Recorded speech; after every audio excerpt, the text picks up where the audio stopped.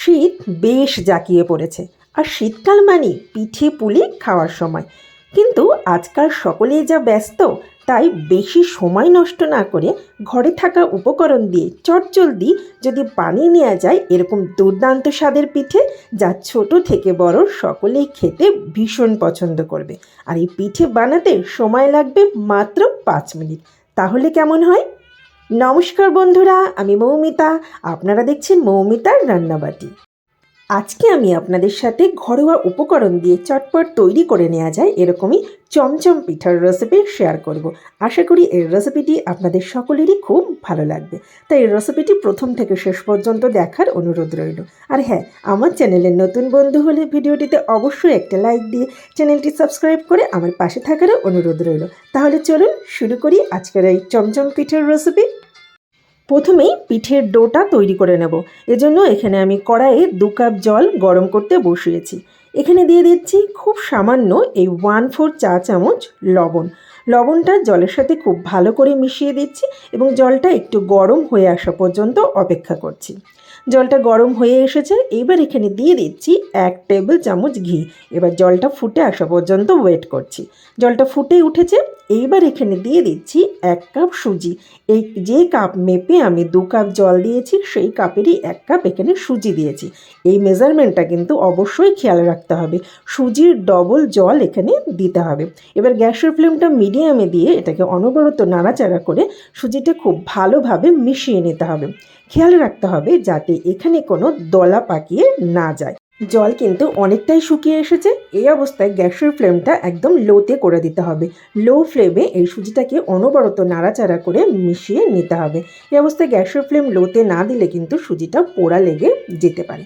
সুজি খুব ভালোভাবে মিশিয়ে নিয়েছি।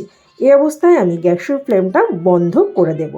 গ্যাস বন্ধ করার পরেও সুজিটা অনবরত নাড়াচাড়া করতে হবে, তার কারণ কড়াইটা গরম আছে। এই অবস্থাতে সুজিটা পোড়া লেগে যেতে পারে।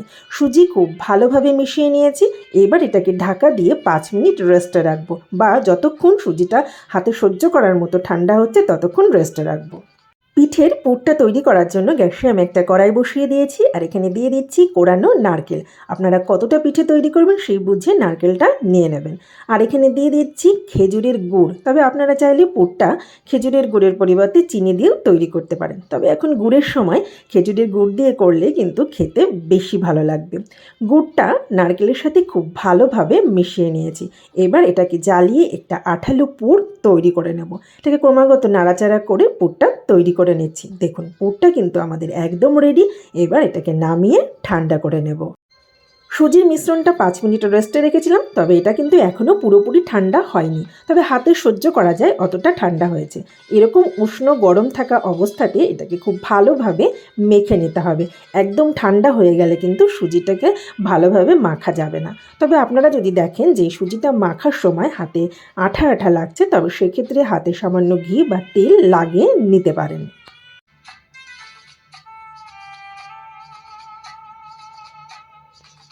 সুজির ডোটা খুব ভালোভাবে মেখে নিয়েছি। দেখুন, হাতেও আর লেগে যাচ্ছে না। এই সুজির ডোটা যত ভালোভাবে মাখা হবে পিঠেগুলো কিন্তু ততই ভালো হবে। পিঠে তৈরি করার সময় একটা পিঠেও ফেটে যাবে না বা সাইড থেকে ভেঙে যাবে না। এবার এখানে পরিমাণ মতো অংশ এভাবে নিয়ে নিচ্ছি। এবার এটাকে হাত দিয়ে একটু এভাবে গোল গোল করে নিচ্ছি। তারপরে 2 হাতে নিয়ে এভাবে একটু গোল গোল করে নিচ্ছি। তারপর এটাকে ঘুরিয়ে ঘুরিয়ে এইভাবে এটা বাটির মতো করে নিচ্ছি, যেভাবে আমরা পুলি তৈরি করার সময় করে থাকি আর কি। দেখুন, এটা কিন্তু সাইড থেকে একটাও ফেটে যায়নি। দেখুন কত সুন্দরভাবে তৈরি হয়েছে। এবার আগে থেকে যে নারকেলের পুরটা তৈরি করে রেখেছিলাম সেই পুরটাও ঠান্ডা হয়ে গেছে। সেখান থেকে পরিমাণ মতো পুর এর মধ্যে দিয়ে দিচ্ছি। এবার ঠিক যেভাবে আমরা পুলি তৈরি করার সময় তৈরি করি, ঠিক সেইভাবে এই মুখটাকে বন্ধ করে দিচ্ছি। এই যে এভাবে চেপে চেপে মুখটাকে বন্ধ করে দিচ্ছি। তারপর এভাবে একটু লম্বা করে নিচ্ছি। চমচম মিষ্টি যেরকম শেপের হয়, চমচম মিষ্টি একটু লম্বা আকৃতির হয়, ঠিক সেরকম চমচম মিষ্টির মতো করে এটাকে শেপ দিয়ে দিচ্ছি। এই যে ঠিক এইভাবে হাত দিয়ে দিয়ে চেপে চেপে এভাবে তৈরি করে নিচ্ছি। দেখুন, ঠিক চমচম মিষ্টির মতো করে এগুলোকে তৈরি করে নিয়েছি। আমি আপনাদের সুবিধার জন্য আরেকটা পিঠে তৈরি করে দেখাচ্ছি। প্রথমে এভাবে হাত দিয়ে গোল করে ঘুরিয়ে নিলাম, তারপর এর মধ্যে পুরটা দিয়ে এভাবে মুখটাকে বন্ধ করে দিচ্ছি। তারপর ঠিক চমচম মিষ্টির মতো লম্বা লম্বা করে তৈরি করে নিচ্ছি। একদম চমচম মিষ্টির মতো দেখতে হয় বলেই এই পিঠেগুলোর নাম চমচম পিঠে। এই যে এভাবে আমি সমস্ত চমচম পিঠেগুলোকে একে একে তৈরি করে নিয়েছি। সমস্ত চমচম পিঠেগুলো তৈরি, এইবার এগুলোকে স্টিম দিয়ে নেব। চমচম পিঠেগুলোকে ভাপে দেওয়ার জন্য আমি এখানে একটা পাত্রে জল গরম করতে বসিয়েছি, আর তার উপরে বসিয়ে দিয়েছি এরকম একটা ছিদ্রযুক্ত থালা। এইবার এই থালার গায়ে আমি খুব ভালো করে একটু সাদা তেল ব্রাশ করে নিচ্ছি, যাতে এই পিঠেগুলো থালার গায়ে আটকে না যায়। আমি খুব ভালো করে তেল লাগিয়ে নিয়েছি। এইবার এই চমচম পিঠেগুলোকে এভাবে এই থালার উপরে সাজিয়ে দিচ্ছি। প্রত্যেকটা পিঠের মাঝে কিন্তু একটু করে ফাঁকা রাখতে হবে, তার কারণ এই পিঠেগুলো ভাপে দেওয়ার পর ফুলে যাবে, তাই একটার সাথে যাতে একটা লেগে না যায়, তাই সেভাবে একটু ফাঁকা রেখে রেখে এই পিঠেগুলোকে ভালোভাবে সাজিয়ে দিয়েছি।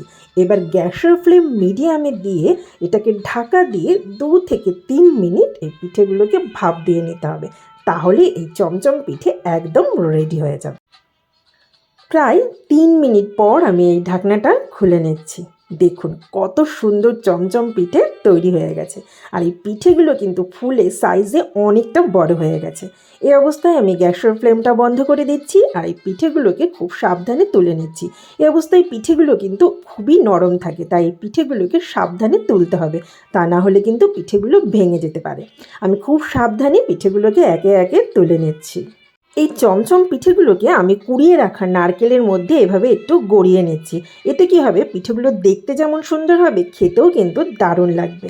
তাহলে দেখলেন বন্ধুরা, কত সহজেই ঘরোয়া উপকরণ দিয়ে আমরা এরকম দুর্দান্ত স্বাদের চমচম পিঠে বানিয়ে নিতে পারি, যা ছোট থেকে বড় সকলেই খেতে ভীষণ পছন্দ করবে। আর এই পিঠেগুলো কিন্তু আপনারা বেশ কয়েকদিন রেখে খেতে পারবেন, আর বাসি হয়ে গেলেও এই পিঠেগুলো থাকবে একদম নরম তুলতুলে। গরম গরম চমচম পিঠে পরিবেশনের জন্য একদম তৈরি। আমি আপনাদের একটা পিঠে খুব কাছ থেকে নিয়ে দেখাচ্ছি। দেখুন পিঠেটা কতটা সুন্দর হয়েছে। আমি একটা পিঠে ভেঙে দেখাচ্ছি, দেখুন এর ভেতরটা কতটা রসালো। তাহলে বন্ধুরা, আমার এই রেসিপিটি যদি আপনাদের ভালো লেগে থাকে, অবশ্যই লাইক, কমেন্ট, শেয়ার ও চ্যানেলটি সাবস্ক্রাইব করে আমার পাশে থাকবেন। আর হ্যাঁ, পাশে থাকা বেল আইকনটি প্রেস করে অল অপশানটি অবশ্যই অন করে রাখবেন। ধন্যবাদ।